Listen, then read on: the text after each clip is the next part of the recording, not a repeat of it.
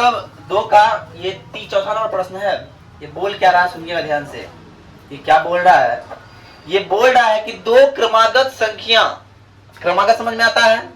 एक दो क्रमागत है, 13 14 क्रमागत है, 5 4 5 6 क्रमागत है। क्रमागत मतलब क्या? उसमें बस एक बढ़ रहा हो। क्या बढ़ रहा हो? एक बढ़ रहा हो। तो हम क्या कर लिए, मान लिए कि पहली संख्या क्या है, x है, तो दूसरी में कितना बढ़ेगा? एक बढ़ेगा। दूसरी कितना हो गया? x। प्रश्न से बोल रहा है कि दोनों के वर्गों का योग 365 है। जो दोनों संख्याएं हैं, दो क्रमागत संख्या है, उनके वर्गों का योग कितना है? तो 365 है। तो हमने किया पहली संख्या का वर्ग जोड़ दूसरी संख्या का वर्ग बराबर 365 कर दिया। कोई दिक्कत यहाँ तक? अब आइए यहाँ पे, ये एक्स स्क्वायर जस का तस रह गया और ये हो गया a प्लस बी का होल स्क्वायर। तो a की जगह x है, b की जगह 1 है। a square plus B square plus 2ab बराबर 365। कोई दिक्कत? कोई दिक्कत? अब देखिए एक्स स्क्वायर जोड़ एक्स स्क्वायर 2x स्क्वायर हो गया। अब 2 गुना 1 गुना x 2x और 1 का स्क्वायर 1 बराबर 365। ये जस का उतर गया यहाँ तक, 1 का 1 रह गया और ये प्लस में रह जाएगा। तो जब इधर लाते हैं तो 1 में 365 घटता है, 364 बचता है।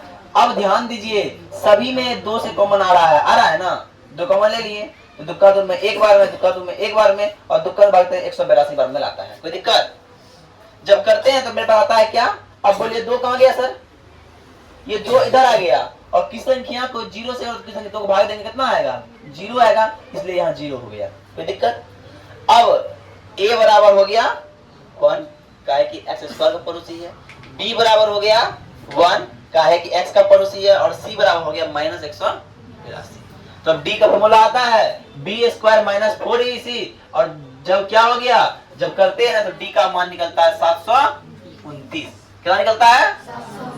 और तब इसका मतलब d क्या है? 0 से बड़ा है, इसलिए फॉर्मूला आएगा x बराबर -b प्लस माइनस √d बट्टा 2a।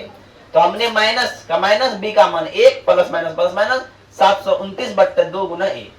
कोई दिक्कत?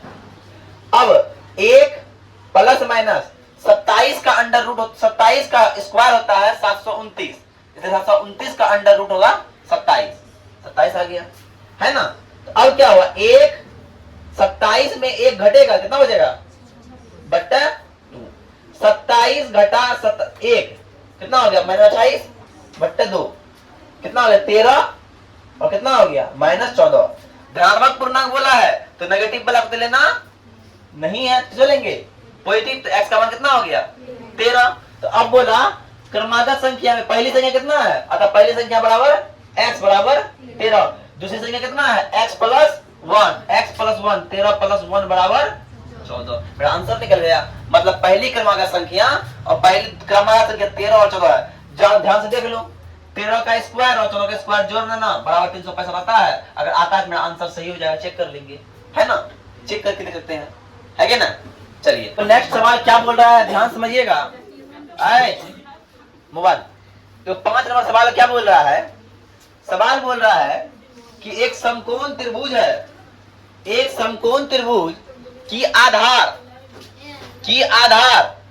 हाँ, एक समकोण त्रिभुज की ऊंचाई, क्वेश्चन बोल रहा है, क्वेश्चन एक समकोण त्रिभुज की ऊंचाई जो है उसके आधार से 7 सेंटीमीटर कितनी है? कम है। कितनी कम है? 7 सेंटीमीटर। किससे? तो आधार से 7 सेंटीमीटर कम है और कर्ण ने कितना दिया है? 13 दिया हुआ है। ध्यान से देखिएगा। तो हम क्या मान लिए? जिससे कम है, किससे कम? आधार से कम है और जिससे कम बोले उसी को मान लेना है, उसी को मान लेना है। तो हम क्या माने? हम माने कि त्रिभुज का जो आधार है कितना है? x है। अब उसे कौन कम है? तो ऊंचाई कम है। कितना कम है? तो ऊंचाई भैया 7 सेंटीमीटर कम है। अब प्रश्न से आते हैं, प्रश्न से वो पता है कि समकोण त्रिभुज अगर है, समकोण त्रिभुज है तो क्या होता है? कर्ण स्क्वायर बराबर लंब स्क्वायर जोड़ आधार स्क्वायर होता है। क्या होता है? कर्ण स्क्वायर बराबर लंब स्क्वायर जोड़ आधार स्क्वायर। तो हमने वही किया, पहले बोला क्वेश्चन बोल दिया, कर्ण कितना है 13, 13 का स्क्वायर। हमने लंब आधार को मान लिया ना, हाँ आधार, हाँ लंब ही हो गया, मान लो तो इसी मान लो आधार, इसी मान लो लंब, इसको यहाँ दे दो लंब, आधार दे दो, क्या दे दो आधार, और ये हो गया लंब, है ना। तो आधार क्या हो गया, आधार हो गया x का स्क्वायर, और ऊंचाई को ही लंब बोल दिए, तो क्या हो गया x माइनस 7। कोई दिक्कत? अब ध्यान से देखो, ध्यान से इधर, 13 का स्क्वायर 169, x का स्क्वायर x स्क्वायर, और x माइनस 7 का होल स्क्वायर दिख रहा है, तो a square plus b square minus 2ab। कोई दिक्कत? 169 x 2x स्क्वायर, 7 का स्क्वायर 49, 7 दूना 14x। कोई दिक्कत? अब इसको पूरा किधर लिख दो और इसको इधर लिख दो, उलट पुलट कर दो, कोई दिक्कत नहीं होना चाहिए, उलट कर दिए, ये हो गया जस का तस रह गया, और ये प्लस वाला आ गया माइनस में।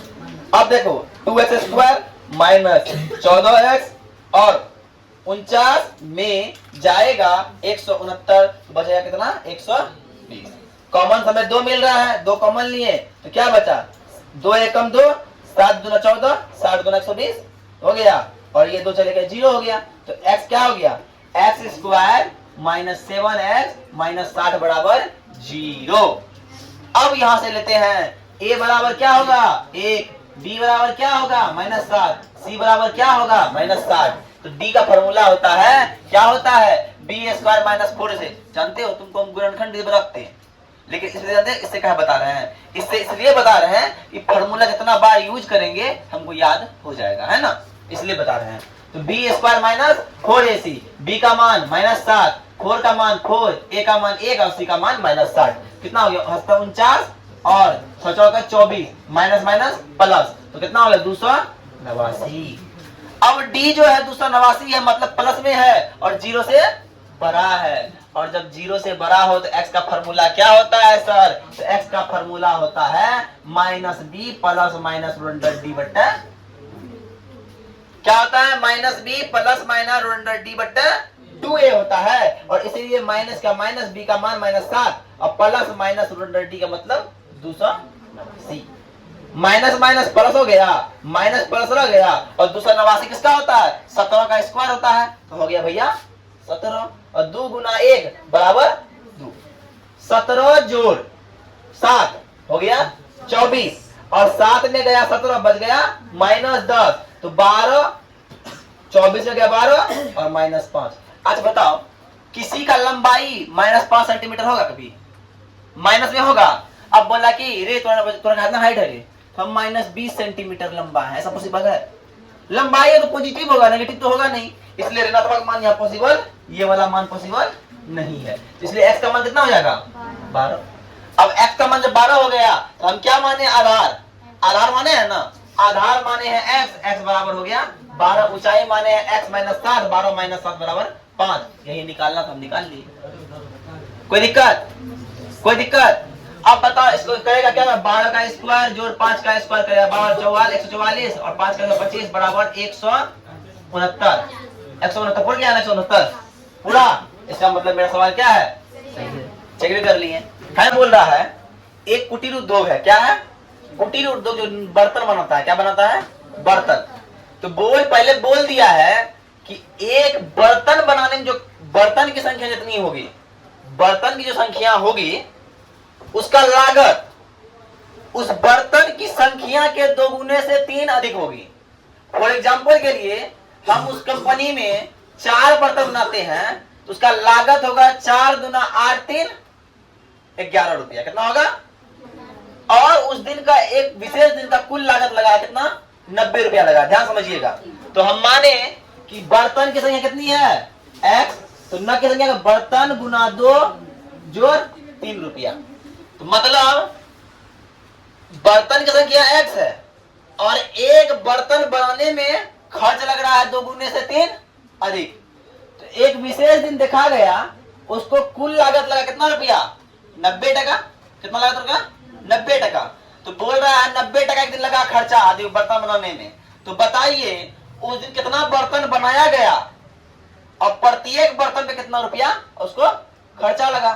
तो हम क्या किए, हम जानते थे कि एक बर्तन बनाने का खर्चा है कितना 2x प्लस 3, इसलिए हम बर्तन बनाए कितना x बनाए हैं, तो x गुना 2x प्लस 3 बराबर 90 टका। हम लोग करते हैं ना जी, अगर एक का खर्चा 15 टका तो दो का खर्चा 2 गुना 15, तीन का 3 गुना 15, चार का 4 गुना 15, x का x गुना 15, तो यह x गुना इतना ना, कोई दिक्कत। अब आते हैं, जब गुना करते हैं तो 2x स्क्वायर प्लस 3 हो जाता है बराबर 90 हो जाता है, 2x स्क्वायर प्लस 3 माइनस 90। अब a b c निकल गया, b स्क्वायर माइनस 4 से d का मान निकल गया मेरा 729। अब d हो गया 0 से बड़ा, तो x का फॉर्मूला होगा minus b plus minus root under d बट्टा 2a। इतना बार यूज किया फॉर्मूला के तुम लोग को फॉर्मूला याद हो जाना चाहिए। तो हमने किया माइनस बी, माइनस का माइनस बी का मान सर कितना था sir 3, plus minus root D बट्टा 2 दूना 4, 3 प्लस 27 है ना, माइनस है माइनस प्लस घट जाएगा, हो गया 24 बट्टा 4 और हो गया माइनस 30 बट्टा 4। अब बताओ कोई बोलेगा कि तुम कितना रुपया कमाया जी, कितना काम किया, तो माइनस में काम किए, होगा बड़ा काम तो प्लस में होगा, इसलिए क्या हो गया ऋणात्मक मान संभव नहीं है, इसलिए मान संभव नहीं है, इसलिए x का मान कितना हो गया 6। तो बर्तन की संख्या बराबर x बराबर 6 और नग का लागत प्रत्येक नग का लागत 2x प्लस 3, 6 गुना 12 3 15 हो गया। अब कितना रुपया था 90 का लगा ना, 15 गुना 6 90 होता है बराबर 90, मतलब मेरा सवाल सही है। आई बात समझ में, ठीक है।